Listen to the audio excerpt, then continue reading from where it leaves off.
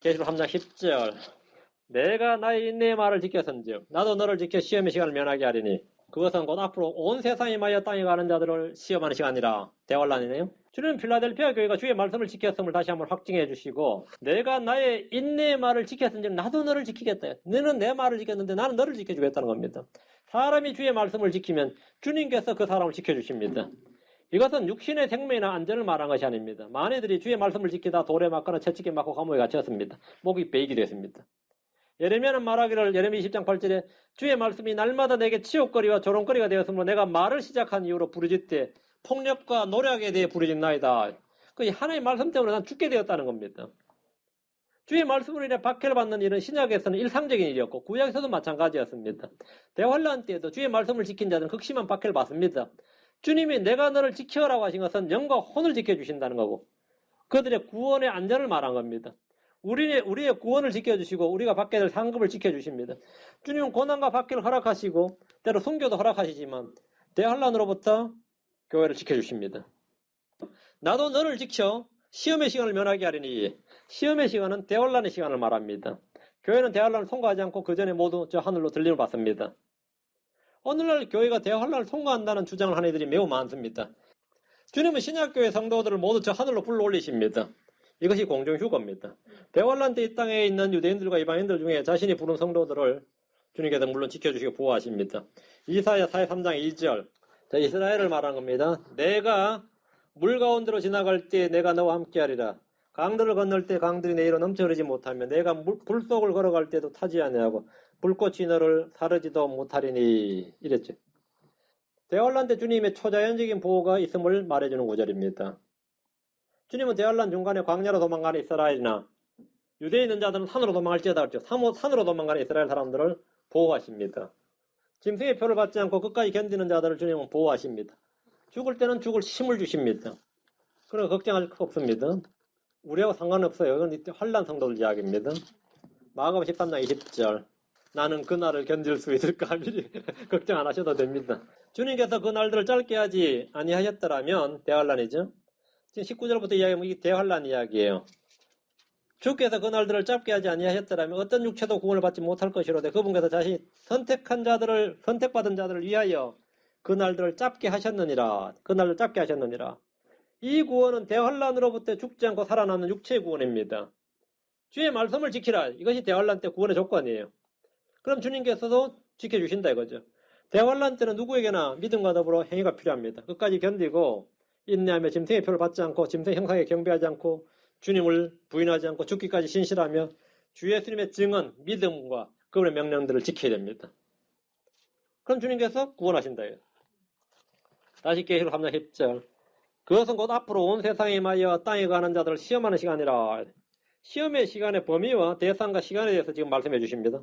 성경은 대환란이 앞으로 온 세상에 임하여 땅에 가는 자들을 시험하는 시간이라고 합니다. 대환란은 팔레스타인 지역에 한정적으로 일어나는 사건이 아니라 온 세상에 임하는 겁니다. 유대인들만을 시험하는 것이 아니라 땅에 거하는 자들을 시험하는 시간입니다. 요한계시록에 나오는 재앙들은 온 세상 모든 사람들에게 맙니다. 자, 그럼 지금 교회는 이때 어디에 있습니까? 하늘에 있습니다. 크리스천들은 하늘로 들림받은 상태입니다. 계시록 6장부터 19장까지의 내용은 대환란에 온 세상에 임하여 땅에 거하는 자들을 시험하는 것들입니다. 우리는 시험을 받지 않습니다. 주의 말씀을 지킨 필라델피아 교회가 주님께서 대환란으로부터 지켜주시겠다고 말씀하셨습니다. 두아디라 교회의 회개치 않는 여자 이세벨에게는 주님께서 뭐랬어요? 만일 자기 행실을 회개하지 않으면 큰 환란 속에 던져 넣을 것이로되 이렇게 말씀하셨습니다. 다시 계시록 3장 11절. 보라 내가 속히 오리니 내가 가진 것을 굳게 붙잡아 아무도 내 관을 빼앗지 못하게 하라. 관이란 게 크라운입니다. 왕관이다 왕관. 주님은 내가 속히 오리니라고 하셨습니다. 주님은 반복해서 내가 속히 갔어 아니면 내가 속히 왔어 이렇게 하십니다. 교회가 언제나 기억해야 할 한 가지 진리는 주님께서 속히 오신다는 겁니다. 속히 오신다. 여러분들이 주님께서 속히 오신다 그러면 이게 뭐 안 믿겨지죠. 2000년 전에도 그 말씀하셨는데 제가 누구한테 이 복음을 전하는데 주님 속히 오신다 그러니까 2000년 전부터 해왔던 말씀이죠 그러더라고요. 2000년 전부터 2000년 전부터 해온 말씀 맞아요. 그러니까 지금이 더 위험한 시간이죠. 요한계시록 22장 7절 보라 내가 속히 오리니 이 책에 대언의 말씀들을 지키는 자는 복이 있도다 하더라. 12절 보라 내가 속히 오리니 내가 줄 보상이 내게 있어 각 사람에게 그 행위에 따라 주리라. 20절. 이것들을 증언하신 분께서 이르시되 내가 반드시 속히 오리라 하시는도다. 아멘. 주님은 계속해서 속히 오리라고 하십니다. 그런데 사람들은 더디 온다, 늦게 온다, 언제 올지 모른다, 안 올 것 같다, 내 생전에 오시겠냐, 뭐 이런 식의 이제 믿음을 가지고 있죠, 나름대로. 이 시간 개념이 달라서 그래요.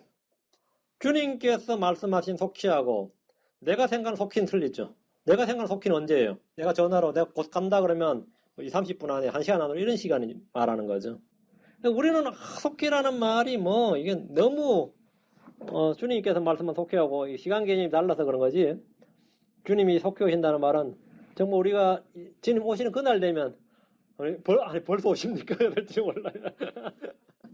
이 말씀 오늘날 모든 성도들에게 주시는 말씀입니다. 보라 내가 속히 오리니. 이 말씀이 여러분에게 기쁨과 소망이 되기를 바랍니다. 에베소 교회에게는 주님께서 속히 오셔서 그들의 등잔 대로 옮기시겠다고 말씀하셨습니다. 참 무서운 말씀이죠. 버가모 교회를 향해서는 주님께서 내가 속히 와서 내 입의 칼로 그들과 싸우시겠다고 하셨습니다. 이것도 무서운 말씀이죠. 사대 교회를 향해서 내가 도둑같이 내게 임하겠다고 하셨어요. 지금 필라델피아 교회를 향해서 내가 속히 와서 너에게 상급을 주겠다는 거죠. 이게 복된 소망입니다. 나머지 교회는 주님이 속히 오면 뭐가 되죠? 이거 문제가 되는 거죠. 문제가 되는 거죠. 11절. 내가 가진 것을 굳게 붙잡아. 우리가 굳게 붙들어야 할 것은 건전한 말씀의 틀, 신실한 말씀들입니다. 우리는 우리의 신앙고를 굳게 붙들어야 되고 예수 그리스도 이름을 굳게 붙들어야 됩니다. 주님 우리가 이미 가지고 있는 것들을 주님 올 때까지 굳게 붙잡으라고 말씀하셨습니다. 성경 우리가 받은 것, 들은 것을 기억하고 굳게 붙잡으라고 하셨어요. 우리가 붙잡아야 됩니다. 크리스천은 모두 보수주의자입니다. 붙잡을 게 있습니다. 붙잡을 게 있어요. 지켜야 할 것이 있고 굳게 붙잡아야 할 것이 있습니다. 그 사람들이 보수주의자예요. 지켜야 할 게 없는 사람들은 지켜야 할 가치, 붙잡아야 할 뭐가 없는 사람은 그건 보수주의자 아니에요. 지켜야 할 것이 있고 붙잡아야 할 것이 있다. 이거예요. 그건 보수주의자예요. 우리는 전부 다 보수주의자입니다. 11절. 내 관을 빼앗지 못하게 하라. 이것도 중요합니다. 이건 관은 구원이 아닙니다. 관은 구원이 아니에요. 구원은 빼앗길 수가 없습니다. 영원한 생명은 빼앗길 수가 없어요. 아무도 이미 받은 구원을 빼앗을 수 없습니다. 그런데 교회 내에서 구원을 잃어버릴 수 있다고 주장하는 일이 굉장히 많이 있습니다. 요한복음 10장 28절 29절. 내가 그들에게 영원한 생명을 주노니 그들이 결코 멸망하지 않을 것이요. 또 아무도 내 손에서 그들을 빼앗지 못하리라. 그들을 내게 주신 내 아버지는 모든 것보다 크심에. 여기 주목. 내 아버지는 모든 것보다 크심에. 아무도 내 아버지 손에서 능히 그들을 빼앗지 못하느니라. 성경은 아무도 빼앗지 못한다고 분명히 말씀하셨습니다. 아버지는 모든 것보다 크시대요. 마귀나 죄나 천사들, 율법 등 그 무엇도 아버지의 손에서 우리를 빼앗을 수가 없습니다. 하나님 우리 마음보다 크시고 만물보다 크신 분이다 말이죠. 로마서 8장으로 합니다. 38절 39절. 여러분 지금 구원받았다면 여러분의 구원은 영원히 안전합니다. 내가 확신하노니 사망이나 생명이나 천사들이나 정사들이나 권능들이나 현재 있는 것들이나 장래에 있을 것들이나 높음이나 깊음이나 다른 어떤 창조물이라도 능히 우리를 그리스도 예수 우리 주 안에 있는 하나님의 사랑에서 떼어놓지 못하리라. 구원의 영원한 보증은 성경의 진리입니다. 지금 본문에서 빼앗기지 말라고 한 것은 뭐죠? 관이지 구원이 아닙니다. 관은 빼앗길 수 있어요. 이 관은 보상이나 유업이나 상속이나 상급에 관련된 겁니다. 우리는 보상을 빼앗기지 않도록 해야 됩니다. 골로새서 2장 18절, 요한 2서 8절.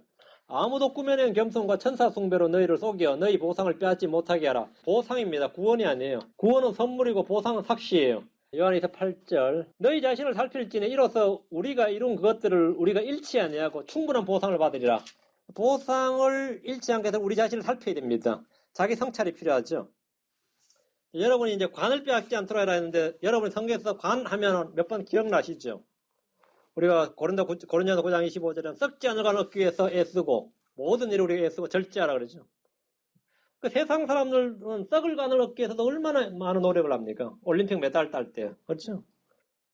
그 너희는 썩지 않을 관을 얻기 위해서 그렇게 절제하라고 그랬어요. 모든 일에 절제하라고 그랬습니다. 또 우리가 혼을 얻으라 그랬어요. 구령함. 그러면 우리 주님께서 오실 때 너희가 바로 우리의 기쁨과 환희의 관이라 그랬어요. 그 구령한 성도들 혼을 많이 얻어오면 이게 오면 여러분은 기쁨이나 환희의 관을 얻는 겁니다. 주의 오심을 간절히 사모하면 뭐가 되죠? 의의 관을 주시리라 그랬죠. 사도 바울이 자신은 의의 관을 받는다. 그건 나뿐만 아니라 주의 오심을 사모하는 모든 자들에게 주시리라 이렇게 말씀하셨어요. 시험을 견디는 자에게는 생명의 관을 주시리라 이렇게 말씀하셨어요. 그리고 양들을 먹이는 더러운 이익을 탐하지 않고 양들을 먹이는 목자에게 영광의 관을 주신다고 말씀하셨어요. 하늘에 있는 24장로를 봅시다. 계시록 4장 4절. 또 그 왕자 둘레 24자리가 있고 내가 보니 그 자리들 위에 24장로가 흰옷을 입고 앉아있는데 그들이 머리에 금관을 썼더라. 4장 10절 24장로 왕자에 앉으신 분 앞에 엎드려 영원 몽토로 살아계시는 분께 경배하고 자기들의 관을 왕자 앞에 던지며 이르되 이랬죠. 관을 왜 던지죠? 주님이 다 하신 일인데 지금 관을 우리가 받았다 해서 던지는 거예요. 자, 지금 본문에서 빼앗기지 말라고 한 것은 바로 관입니다. 관. 우리가 이런 관을 빼앗기지 않도록 하기 위해서 모든 일에 절제하고 혼들을 얻어오고 주의 오심을 사모하고 시험을 견디고 양들을 먹여야 됩니다. 그럼 주님께서 관을 주신다 했습니다. 여러분 보물 있는 곳에 마음이 있다 그랬죠. 그래서 보물이 있다는 것은 내가 하늘에 받을 게 있다 이거예요. 그럼 거기에 가고 싶고 그걸 사모하게 되는 겁니다. 근데 하늘에 여러분이 한 일이 쌓은 보물이 없으니까 굴러도 이 땅이 좋은 거예요. 왜? 보물이 있는 곳에 마음이 있으니까. 내 보물이 땅에 있으면 땅이 좋은 거고 보물이 하늘에 있으면 하늘이 좋은 거예요. 여러분은 관을 빼앗기지 않도록 하라. 내 관을 빼앗지 못하게 하라. 누가 빼앗는 자가 있습니다. 속이는 자가 있고.